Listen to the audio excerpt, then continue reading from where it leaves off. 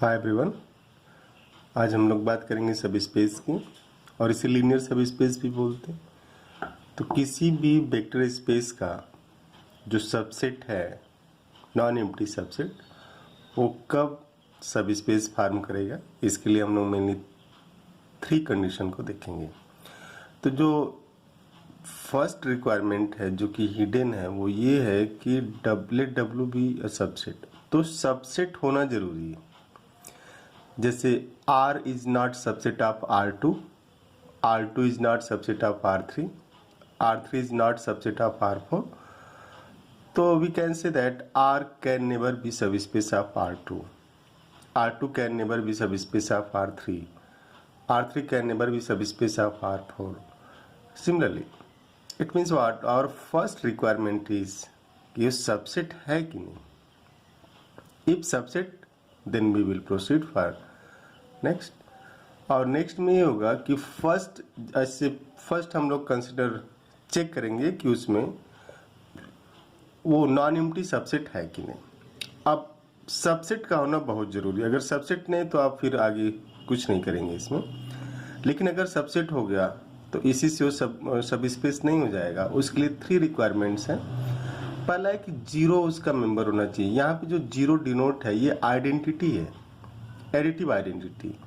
तो additive identity उसके अंदर होनी चाहिए, सबसेट के अंदर होनी चाहिए। दूसरा है कि subset closed under vector addition होना चाहिए। मीन्स उस सबसेट के किसी भी 2 एलिमेंट को उठाया जाए, एवरी की बात हो रही है, कोई भी 2 एलिमेंट उठा लिया जाए और उसका वेक्टर एडिशन सम लिया जाए तो फिर उस सबसेट के अंदर ही होना चाहिए। तीसरा है कि W is closed under scalar multiplication, W is closed under scalar multiplication. तो जो फील्ड ली जाएगी, जो वेक्टर स्पेस की फील्ड है वही सब स्पेस की भी फील्ड होगी। ऐसा नहीं कि सब स्पेस की फील्ड दूसरी हो जाए।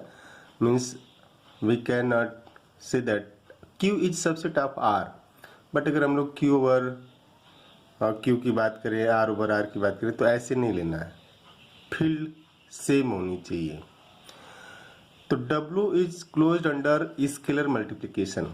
तो जो फील्ड आपने लिया है या आपको जो दी गई है फील्ड, उस फील्ड के प्रत्येक एलिमेंट से अगर हम W के एलिमेंट को मल्टीप्लाई कर दें तो वो उसी का मेंबर होना चाहिए, उसके बियॉन्ड नहीं जाना चाहिए। ये 3 रिक्वायरमेंट थी।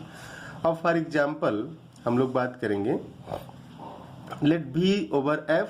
ये V लिखने का मतलब है कि यहाँ पे V ओवर F है, F हिडन है, यहाँ पे साइलेंट है। V over F is equal to R2 over R, R2 over R। तो हम लोग चेक करेंगे R2 के सब स्पेस के बारे में। R2 वेक्टर स्पेस है over R, R2 over R is a vector space, ये फील्ड इज R। तो फर्स्ट जो है, जो सबसेट हम लोग ले रहे हैं W, let W is xy element of R2 such that y equal to x।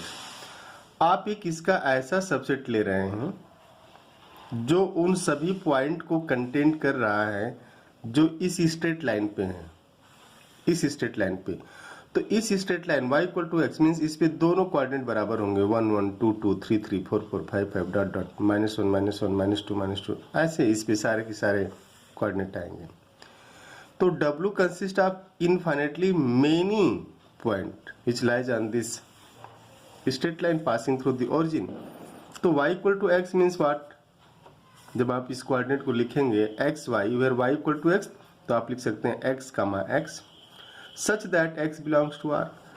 अब जो चेक करना, सिंस ये जो स्ट्रेट लाइन है ओरिजिन से पास कर रही है यहाँ 0 0 से, तो फिर आइडेंटिटी है इसमें। अब इस स्ट्रेट लाइन पे कोई 2 पॉइंट उठाइए। हम लोगों ने यहाँ पे इसलिए आर्बिट्रेरी पॉइंट उठा लिया, x1 x1, x2 x2, add कर दिया x1 plus x2, x1 plus x2। आप क्या कर सकते हैं, जैसे 1 1 2 2 3 3 4 4 e पाई पाई √2 प्लस √3 ऐसे आर्बिट्रेरी में ले सकते हैं। तो आप पाएंगे जैसे सम करेंगे वो फिर इस कंडीशन को जो भी रिजल्ट आना चाहिए, जैसे ये जो रिजल्ट आया है ये y कोऑर्डिनेट को डिनोट कर रहा है, x1 प्लस x2, ये जो y है।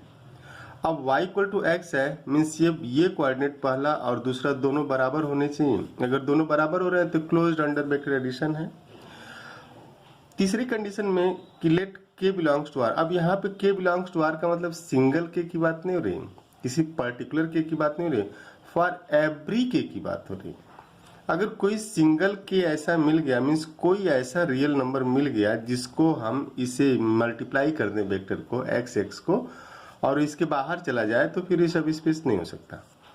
तो यहाँ पे आप पाएंगे किसी भी स्केलर से जब आप मल्टीप्लाई करेंगे इसको, तो फिर इसी का मेंबर होगा kx और kx का मतलब ये जो दूसरा kx है y है, तो y इक्वल टू kx और x इक्वल टू kx है ही। x की जगह kx है, y की जगह भी kx है, तो y इक्वल टू x हुआ। तो in this way we can say that it form subspace of R2।